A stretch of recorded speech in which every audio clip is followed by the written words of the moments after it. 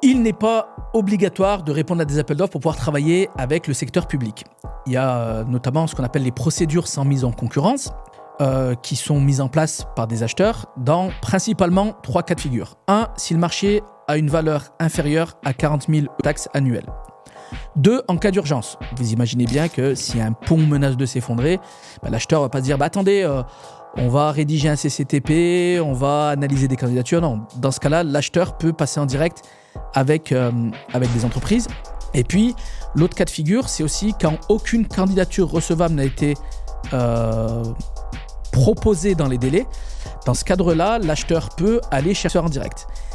Et là, l'acheteur a quand même 3 obligations.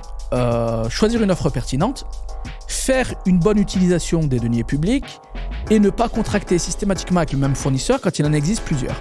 Et là, la parade de beaucoup d'acheteurs, c'est la règle des 3 devis. Donc, ils vont demander à 3 entreprises du secteur de faire un devis pour démontrer justement qu'ils ont cherché à faire une bonne utilisation de l'argent public. Qu'est-ce que ça veut dire de votre côté ? Ça veut dire qu'il est important d'être en relation avec des acheteurs pour pouvoir être sollicité quand ils ont des besoins, notamment inférieurs à 40 000 euros, pour pouvoir faire une proposition dans ce cadre-là. Donc, prenez contact avec les acheteurs, notamment localement. Faites-vous connaître de ces acheteurs, ils peuvent vous solliciter en cas de besoin. Et puis, inscrivez-vous sur des plateformes de sourcing type AWS.